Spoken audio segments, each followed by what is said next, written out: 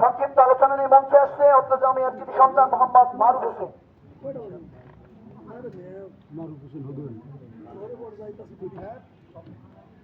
আসসালামু আলাইকুম ওয়া রাহমাতুল্লাহি ওয়া বারাকাতুহু।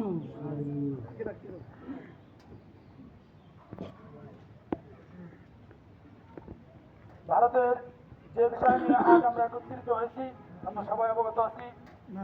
ভারতের কুলাঙ্গার বিশ্বনবী হযরত মুহাম্মদ সাল্লাল্লাহু আলাইহি ওয়াসাল্লামকে নিয়ে যে কটূক্তি করেছে, বিগত দিনেও তারা এই কটূক্তি করেছে, আজও তারা এই কটূক্তির পরে বহাল আছে। আমরা তাদেরকে স্পষ্ট ভাষায় বলে দিতে চাই, আমরা রাসূলের সৈন্য, আমরা কখনো যুদ্ধে হার শিখিনি, আমরা প্রত্যেকটা যুদ্ধে জয়লাভ করেছি।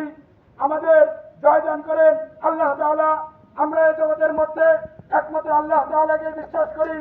সেই আল্লাহ তাআলার দিনকে প্রচার করার জন্য রাসূল অক্লান্ত পরিশ্রম করেছে, তার জীবনের প্রত্যেকটা সময় আমাদের জন্য বিলিয়ে দিয়ে গেছেন। যার কারণে আজ আমরা মুসলমান দাবি করতে পারি, যার কারণে আজ আমরা বলতে পারি